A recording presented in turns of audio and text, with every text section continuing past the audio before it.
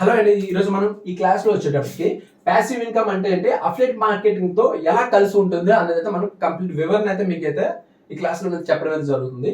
ఇక్కడ ఏంటంటే మనకి ప్యాసివ్ ఇన్కమ్ అంటే ఏంటి, ప్యాసివ్ ఇన్కమ్ అంటే ఒకసారి సిస్టమ్ సెటప్ చేసిన తర్వాత చాలా చాలా తక్కువ రోజువారీ శ్రమతో లేదా మీ యాక్టివ్ టైం లేకపోయినా వచ్చే ఆదాయం, చాలా తక్కువ రోజువారీ శ్రమ అంటే ఒక రోజులో కొంచెం వర్క్ చేస్తున్నారు, లేదంటే మీరు యాక్టివ్గా లేకపోయినా యాక్టివ్ టైం లేకపోయినా వచ్చే ఆదాయాన్నే ప్యాసివ్ ఇన్కమ్ అంటాం. సో ఎగ్జాంపుల్, మీరు యూట్యూబ్లో వీడియోస్ అప్లోడ్ చేస్తుంటారు, సో ఒకసారి అప్లోడ్ చేస్తుంటారు, బట్ దానికి ఆదాయం అనేది అయితే నిరంతరంగా అనేది అయితే వస్తుంటుంది. సో ఈ ఆదాయం ఏంటంటే సాధారణంగా ఉద్యోగం, రోజు పని చేసే పొందే యాక్టివ్ ఇన్కమ్కి విరుద్ధం. ఈ ప్యాసివ్ ఇన్కమ్ ఏదైతే ఉందో, మీరు రెగ్యులర్ గా వర్క్ అనేది అయితే చేస్తుంటారు కదా, సో ఏదో జాబ్ చేస్తుంటారు, లేదంటే రోజు ఏదైనా వర్క్ చేసినప్పుడు వచ్చే యాక్టివ్ ఇన్కమ్ అంటే వర్క్ చేస్తే వచ్చే యాక్టివ్ ఇన్కమ్ కి అయితే ఇది విరుద్ధం.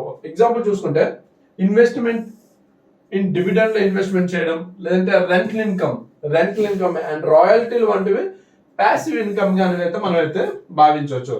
సో రెంటల్ ఇన్కమ్ కానీ, రాయల్టీస్ కానీ, లేదంటే డివిడెండ్లు, ఇవన్నీ కూడా మన ప్యాసివ్ ఇన్కమ్. మనం ఒక దగ్గర డబ్బులు పెట్టుకోం, సో దాని నుంచి అమౌంట్ అనేది కంటిన్యూ వస్తాం, బట్ ఇక్కడ మనం వర్క్ ఏం చేయట్లేదు. అండ్ అదేవిధంగా మనం రూమ్స్ అనేది రెంట్కి ఇస్తుంటాం, సో మనం ఇక్కడ వర్క్ చేయడం అయినప్పటికీ ఆదాయం అనేది అయితే వస్తుంది. సో ఇటువంటివన్నీ కూడా మనం ప్యాసివ్ ఇన్కమ్ గా అయితే మనం మాట్లాడుకోవచ్చు.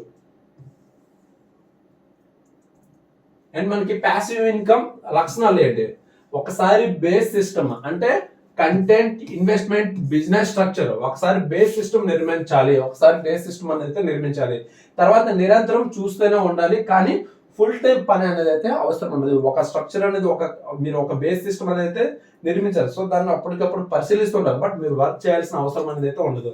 మొదట్లో పని ఎక్కువగా ఉంటుంది, సో ఇనిషియల్ గా మనం వర్క్ చేయాల్సి వస్తుంది, తర్వాత ఆటోమేటిక్ గా క్యాష్ ఫ్లో రావడం అనేది అయితే ప్రారంభం అవుతుంది. ఒకసారి మీరు దాని మీద ఫోకస్ చేయాలి, తర్వాత ఆటోమేటిక్ గా క్యాష్ ఫ్లో అనేది అయితే మీకు అయితే వస్తుంది. దీంతో మీరు మరొక ఉద్యోగం, బిజినెస్ లేదా ట్రావెల్ చేస్తూ కూడా ఆదాయం అనేది అయితే కొనసాగుతుంది. ఓకే, అండ్ నెక్స్ట్ ఏంటంటే ఇక్కడ మనకి అఫిలియేట్ మార్కెటింగ్ తో ఏ విధంగా సంబంధం ఉంటుంది, ఈ ప్యాసివ్ ఇన్కమ్ కి అఫిలియేట్ మార్కెటింగ్ తో ఏ విధంగా సంబంధం ఉంటుంది.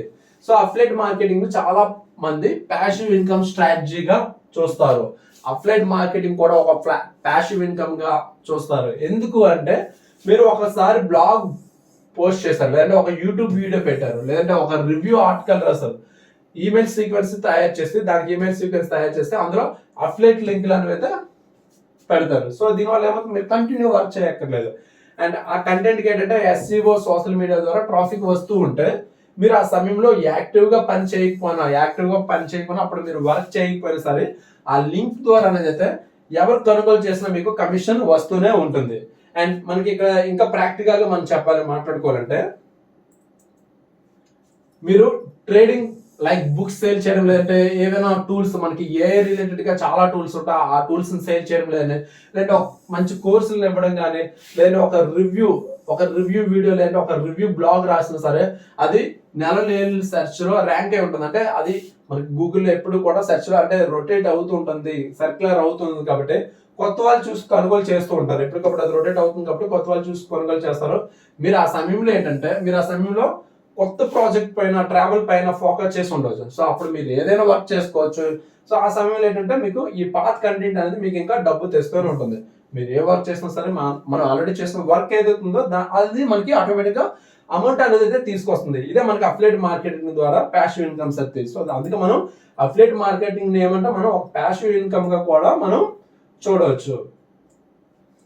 సో ప్యాసివ్ ఇన్కమ్ అంటే ఇది అంటే అఫిలియేట్ మార్కెటింగ్ తో ఏ విధంగా కలిసి ఉంటుంది అనే దానికి వివరణ. Okay, thank you.